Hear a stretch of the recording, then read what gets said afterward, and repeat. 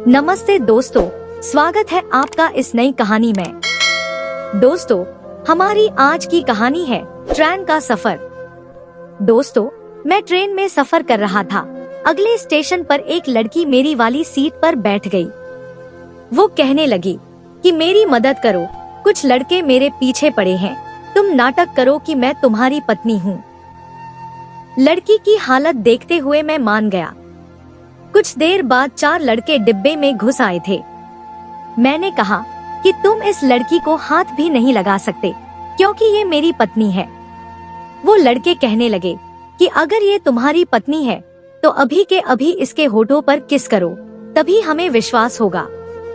लड़की की जान बचाने के लिए मैंने उसके होठों पर। दोस्तों, आगे की कहानी सुनने के लिए आपसे हमारी हाथ जोड़कर विनती है कि आप लोग कहानी को सुनकर हमारे चैनल को सब्सक्राइब करना भूल जाते हैं।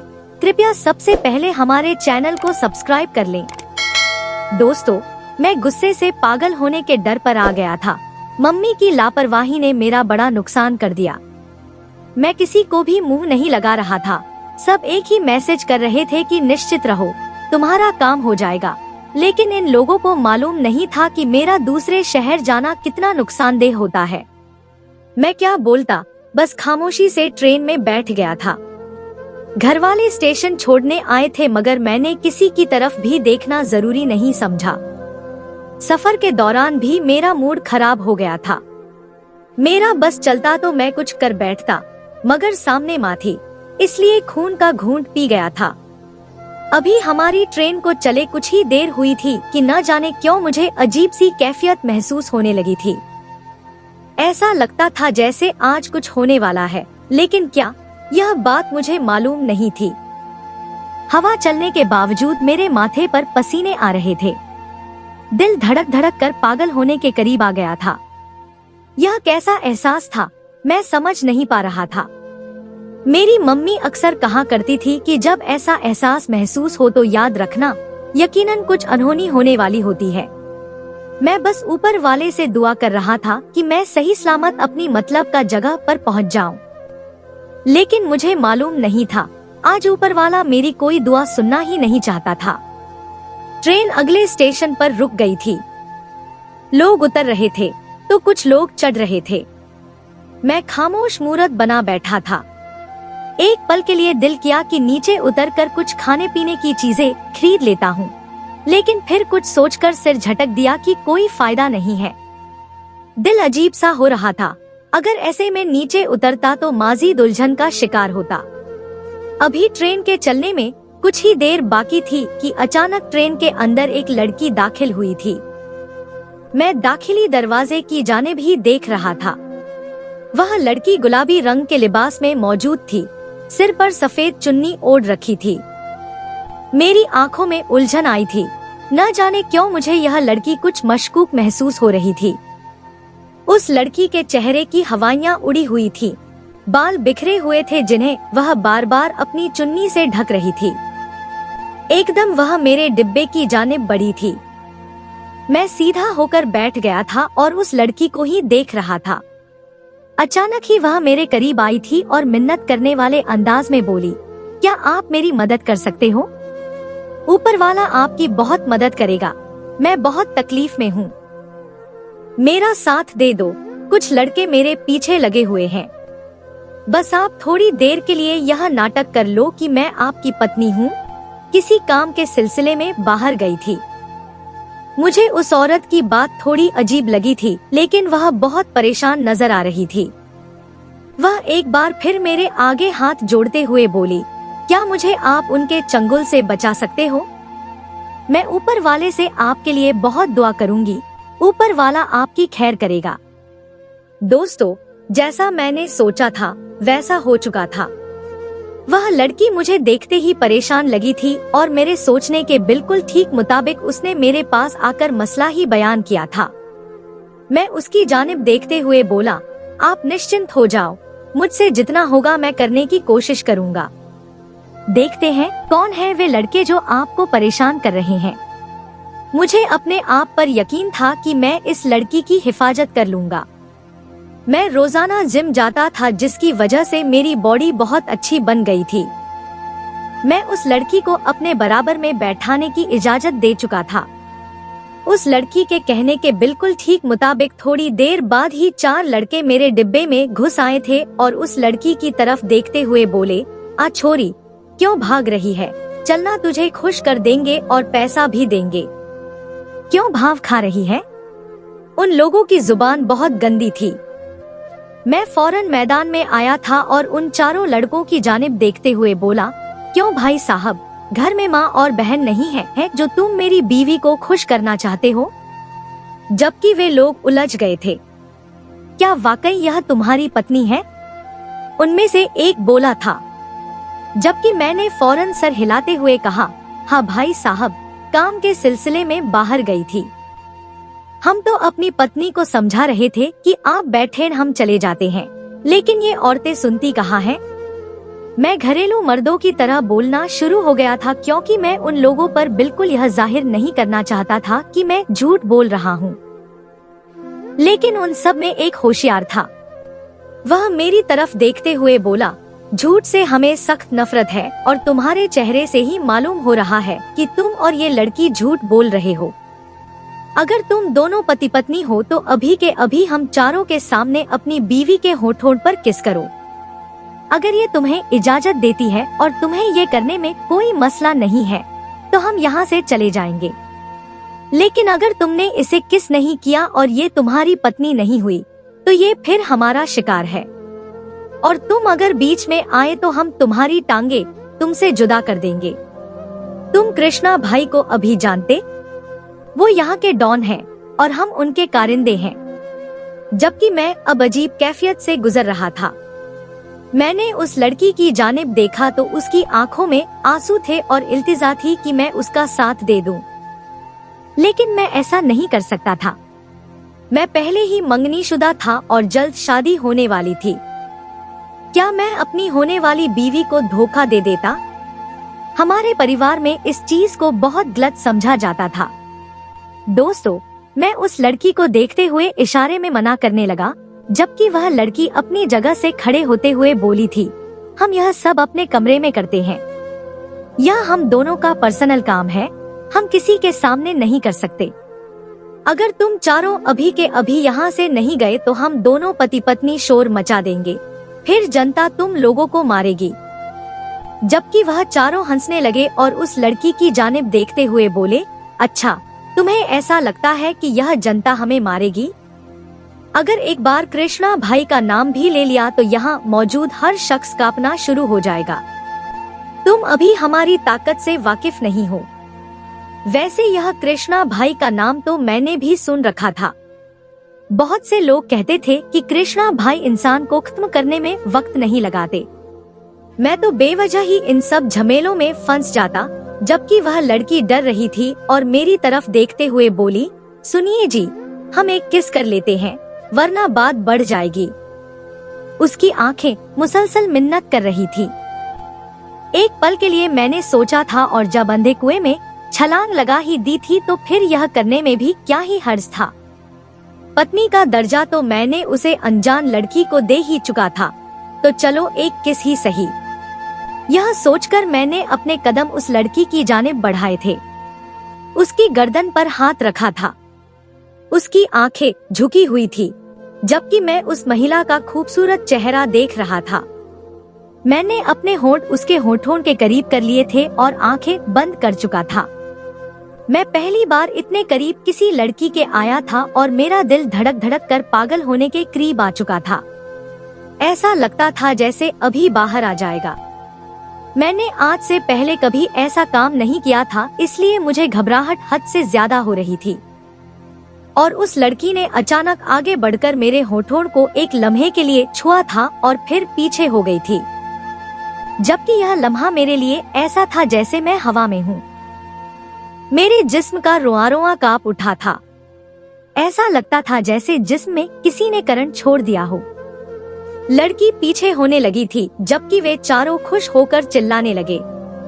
न जाने मुझे क्या हुआ था कि मैंने उस लड़की को अपने करीब तक किया था और बिना हालत की परवाह किए बगैर उसके होंठों पर चूम लिया गया था। मुझे एक अलग ही सुरूर महसूस हो रहा था। दोस्तों, मैं अब हर चीज पर भूल चुका था कि मैं इस वक्त किस जगह पर खड़ा हूँ। यह लड़की मेरी क्या लगती है? बस अभी मैं भरपूर मजा लेना चाहता था, लेकिन मुझे मालूम ही नहीं था कि मेरे लिए यह मजा एक सजा बनने वाली थी। वे लोग यह देखकर चले गए थे, जबकि उनके जाते ही वह लड़की मुझसे झटके से दूर हुई थी और मुझे एक नजर देखकर दूसरे डिब्बे में जाकर बैठ गई थी। लेकिन मुझे मालूम ही नहीं था कि अब क्या होने वाला है। उस लड़की ने ना मेरा थैंक यू किया और ना ही मुझे कोई इनाम दिया था। मैं अब अजीब सी शर्मिंदगी में घिरने लगा था। मुझे यह नहीं करना चाहिए था। बार बार मेरा दिल और दिमाग एक ही बात घूम रहे थे और मैं उलझन का शिकार था। मेरी आंखों के सामने मुसलसल मेरी मंगेतर अंजलि का चेहरा आ रहा था। वह लड़की मुझसे बहुत मोहब्बत करती थी, हमेशा मेरे नाम का दम भरती थी। कई बार मैं उसे झिड़क देता था। मुझे उससे कोई दिल लगाव नहीं था, मगर वह हर बार मेरे पास आती थी, मुझसे मिन्नत करती थी। लेकिन मैं अपनी जिंदगी अपनी मर्जी के मुताबिक गुजारना चाहता था। वक्त गुजरने लगा था। मैं अपनी जगह पहुंच गया था। अपना काम वगैरह निपटा कर मैं 3 दिन बाद जब घर आया तो घर में एक अलग कोहराम मचा हुआ था। मेरे चाचा पापा के सामने गुस्से से मुंह फुलाकर बैठे हुए थे। मम्मी भी बहुत परेशान नजर आ रही थी। मैंने कंधे उचकाए थे। यह चाचा कोई और नहीं बल्कि मेरी मंगेतर के पापा थे। मैंने बुलंद आवाज में सबको सलाम किया था और अंदर की तरफ बढ़ गया था, जबकि मेरा बाप पीछे से चिल्लाया था, करण इधर आओ। उनकी आवाज में गुस्से की झलक थी। एक पल के लिए मैं घबरा गया था। वही लम्हा मेरी आंखों के सामने आया था जब मैंने उस अनजान लड़की को किस किया था। मैं 2 दिन उस बात को ही सोचे जा रहा था। मैंने पलटकर पापा को देखा तो वह मुझे देखते हुए गुस्से से बोले, कहां से और क्या करके आ रहे हो? सब तुम्हारे बारे में खबर आ गई है। तुम्हें शर्म नहीं आई एक अनजान लड़की को चूमते हुए? उन्होंने बिना सोचे समझे सबके सामने यह बात कही थी। हम कोई मॉडर्न घराने से ताल्लुक नहीं रखते थे, बल्कि एक मिडिल क्लास फैमिली से मैं बिलोंग करता था। मैं पापा की जानिब देखते हुए बोला, आप मेरी बात सुने, मैं आपको हर चीज डिटेल में बताता हूँ। दरअसल मैं माजीद कुछ कहता उससे पहले ही मेरे चाचा अपनी जगह से खड़े हुए थे और मेरी तरफ देखते हुए गुस्से से बोले, तुम क्या समझते हो? तुम झूठी झूठी कहानी हमें सुना दोगे और हम यकीन कर लेंगे? तुमने हमारा भरोसा तोड़ दिया है करण। अब तुम्हारी शादी हमारी बेटी अंजलि से नहीं हो सकती। हम एक ऐसे लड़के के साथ अपनी बेटी की शादी नहीं कर सकते जो दूसरी लड़कियों को चूमता हो। हम शरीफ घराने से ताल्लुक रखते हैं। जबकि मेरा बस नहीं चल रहा था कि मैं उनके मुंह पर यह कह दूं कि मुझे भी आपकी बेटी में कोई दिलचस्पी नहीं है, मैं भी आप लोगों से कोई रिश्ता नहीं रखना चाहता, मगर सिर्फ और सिर्फ पापा की वजह से खामोश था। उन्होंने अचानक अंगूठी जो उनके हाथ में थी वो पापा की तरफ बढ़ाई थी और उनको देखते हुए बोले थे, माफ करना भाई साहब, लेकिन हम इस लड़का से अपनी लड़की नहीं ब्याह सकते। दोस्तों, यह कहते ही उन्होंने हाथ जोड़े और हमारे घर से चले गए थे। मैं यह सब कुछ हैरान निगाहों से देख रहा था। इतनी छोटी सी बात पर उन्होंने रिश्ता तोड़ दिया था। हालांकि रिश्ता तो बचपन से तय था, फिर यह सब तमाशा क्यों? मेरा बाप मेरी जानिब देखते हुए बोला, सुकून मिल गया होगा अब तुम्हें, जाओ जो मर्जी है करते रहो। अब हम तुम्हारे लिए कोई लड़की नहीं ढूंढेंगे, जिस मर्जी से तुम्हें शादी करनी है कर लो। पूरी बिरादरी में हमारा नाम खराब करवा दिया, दफा हो जाओ करण। यह कहते ही वह अपने कमरे की तरफ बढ़ गए थे, जबकि न जाने क्यों मुझे दिल ही दिल में खुशी हो रही थी, क्योंकि मैं अंजलि को बिल्कुल पसंद नहीं करता था। हमेशा ही मुझे उस लड़की से अजीब चिढ़ रहती थी। ऐसी बात नहीं थी कि वह देखने में बुरी थी, लेकिन मुझे उसका चिपकना, बात बात पर रोना, हक जमाना, इन सब चीजों से चिढ़ होती थी। मैंने अपनी माँ की तरफ देखा तो वह भी आंसू भरी निगाहों से कभी पापा के कमरे की जानिब देख रही थी तो कभी मुझे। मैं खुद ही उनकी तरफ बढ़ा था और उन्हें खुशी से गले लगाते हुए बोला था, इतना ज्यादा इस बारे में सोचने की जरूरत नहीं है। और जिस लड़की को मैंने किस किया था वह आपकी बहू भी नहीं है। दरअसल मामला कुछ ऐसा था कि मैं एक मुसीबत में फंस गया था। अगर मैं उस लड़की को किस नहीं करता तो कृष्णा भाई नामी शख्स मुझे कच्चा चबा जाता। अपनी जान बचाने के लिए मुझे यह करना पड़ा था। लेकिन यह बेवकूफ लोग बात सुने तो मैं समझाऊं। खैर मम्मी, मुझे भूख लगी है, खाना लगाए। मुझे जिससे सफाई देनी थी मैंने दे दी थी और अपने कमरे की तरफ बढ़ गया था। वक्त गुजरने लगा था। अम्मी ने चाचा और पापा दोनों को सब चीजों के बारे में बता दिया था और उन दोनों की अकल भी ठिकाने पर आ गई थी। लेकिन मैं अब मुकर गया था। मैंने साफ कह दिया था, मैं ऐसे घर में शादी नहीं कर सकता जहाँ पर जमाई की इतनी भी इज्जत न हो कि उसकी बात सुनी न जाए। मेरे चाचा ने मेरे आगे हाथ तक जोड़े थे, लेकिन मैं हमेशा से जिद्दी रहा था। उनका हाथ जोड़ना भी मेरे सामने कोई मायने नहीं रखता था। वक्त गुजर रहा था और चाचा रोज बाबा से रिश्ते की बात करते थे और मैं बिल्कुल इनकार कर चुका था कि मैं मर जाऊंगा लेकिन अब शादी नहीं करूंगा। मुझे अफसोस इस बात का था कि ना मेरी बात सुनी, ना मुझे मौका दिया, बस फैसला सुना दिया। अगर आज वह यह कर सकते थे तो बाद में तो उससे ज्यादा भी वह बहुत कुछ कर सकते थे। इसलिए मैं अभी ही मामला एक तरफ कर चुका था। वक्त गुजरता जा रहा था। रिश्ता टूटने के बाद चाचा ने भी अंजलि के लिए लड़का ढूंढना शुरू कर दिया था। तकरीबन 7 महीने बाद उसकी शादी भी कर दी थी और मैं उस दिन बहुत खुश हुआ था। मैंने अपने दोस्तों के साथ पार्टी की थी।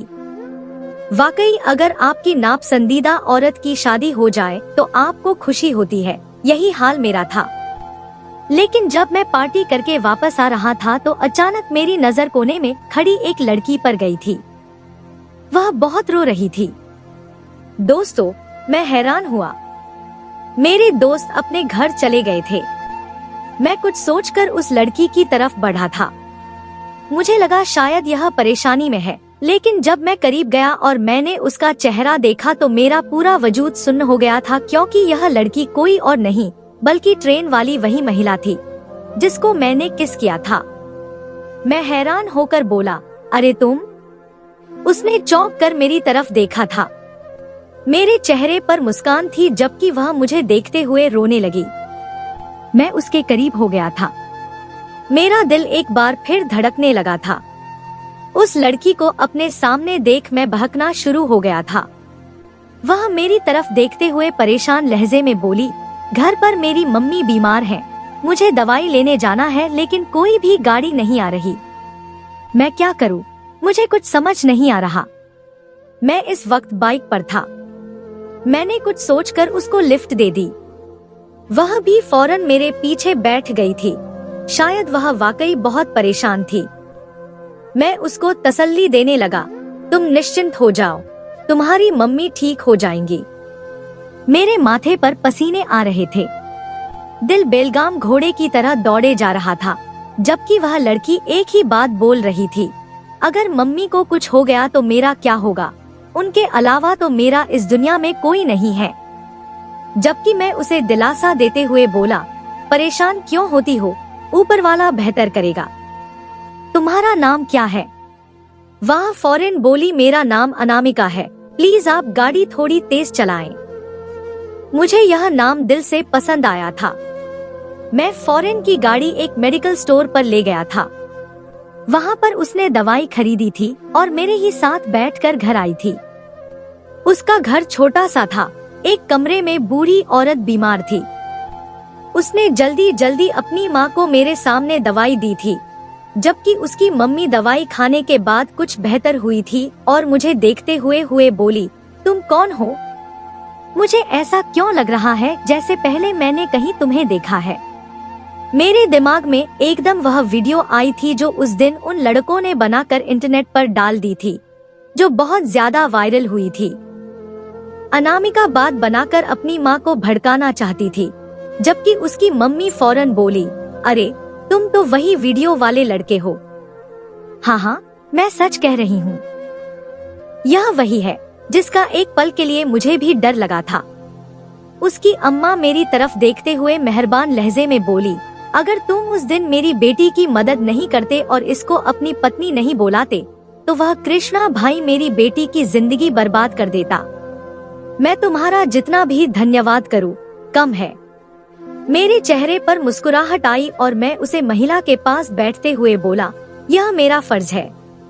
एक सच्चे नागरिक का फर्ज होता है कि अपने साथ मौजूद महिलाओं की भी हिफाजत करे। मैंने कुछ नहीं किया, जबकि वह बूढ़ी औरत मेरे सर पर हाथ रखते हुए बोली, भगवान तुम्हारा हक बेहतर करे।